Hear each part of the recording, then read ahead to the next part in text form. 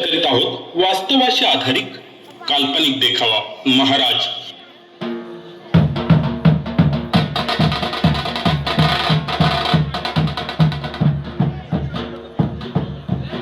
गडकिल्ले महाराजांचा वास असलेले एक पवित्र ठिकाण. हा पहा, असाच एक गडकिल्ला आहे.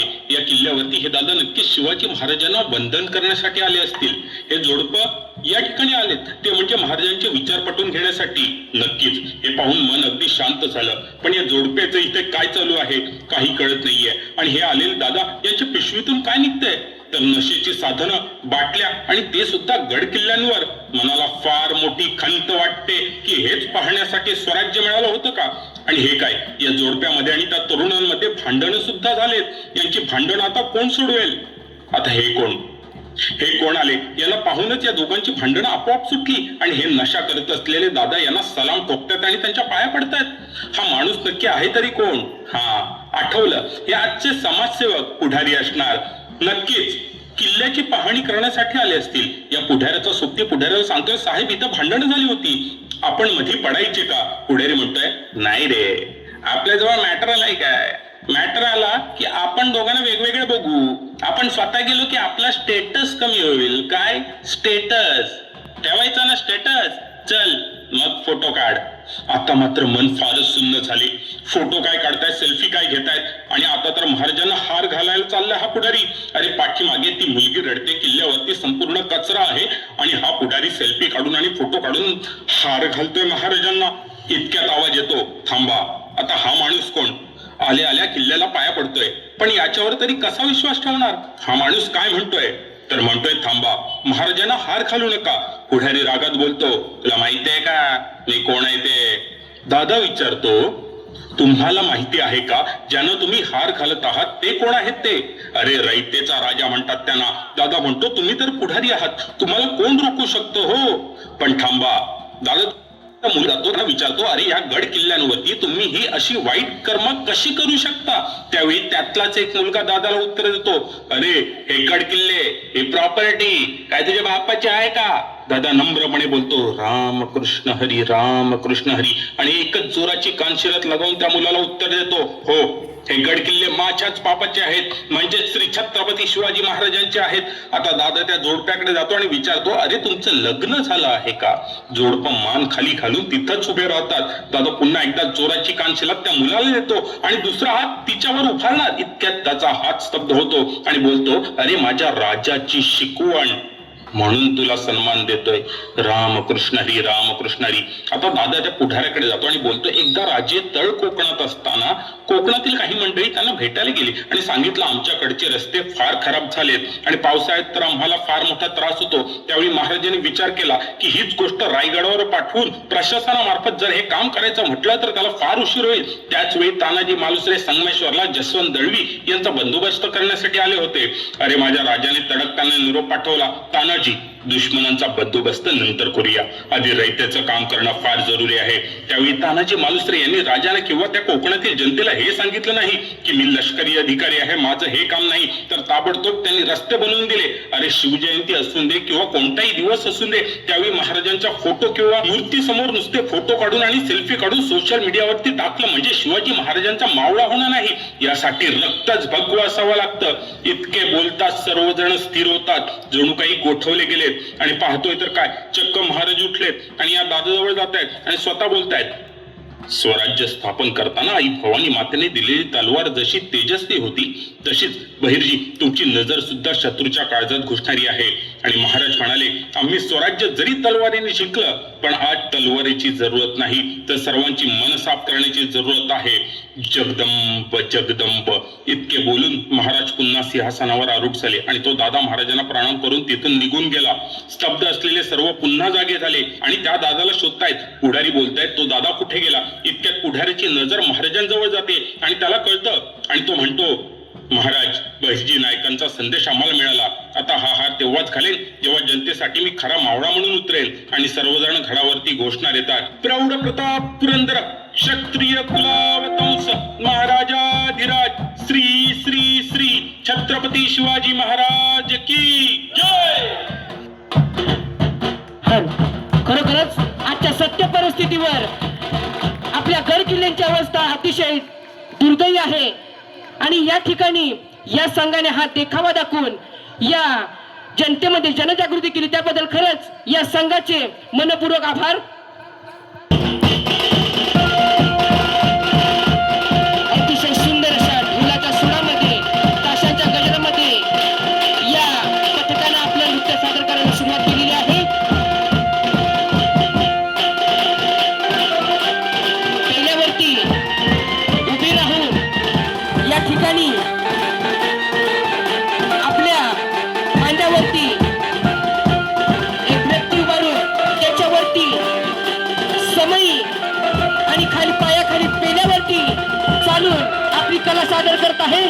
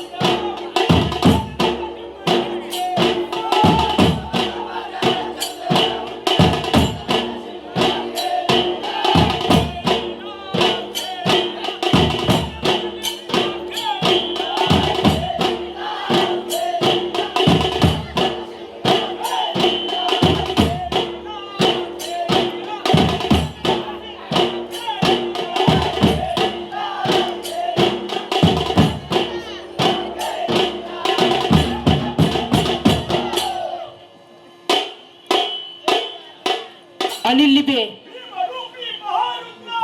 कृपया सानेच्या मागे जायचं. अनिल लिबे.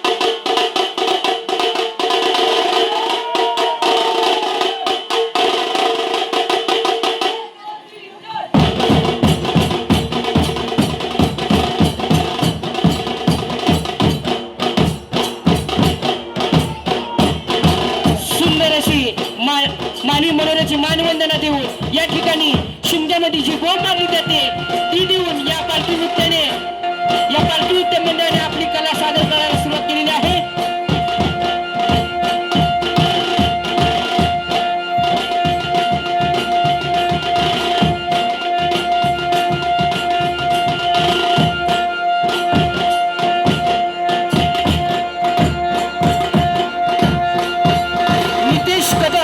नितेश कदम सावर्डे यांच्याकडून जे आता मानवी मनोरे तसेच सुंदर असे देखावा सादर झाला यासाठी 201 रुपयाचा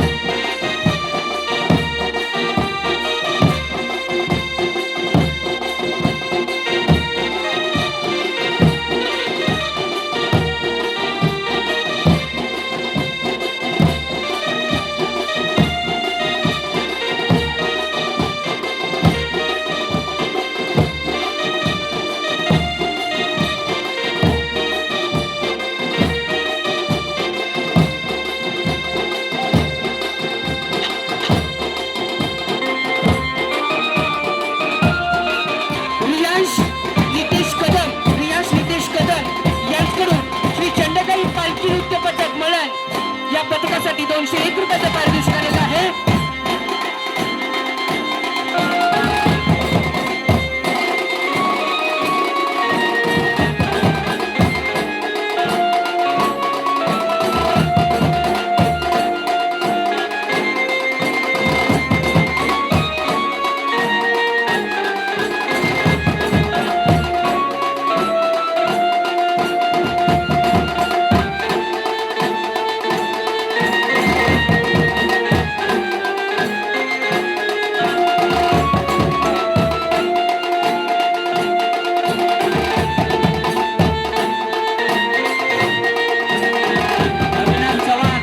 अविनाश चव्हाण यांनी व्यासपीठावरती संपर्क साधावा. अविनाश चव्हाण कुठे असतील त्याने व्यासपीठावरती या.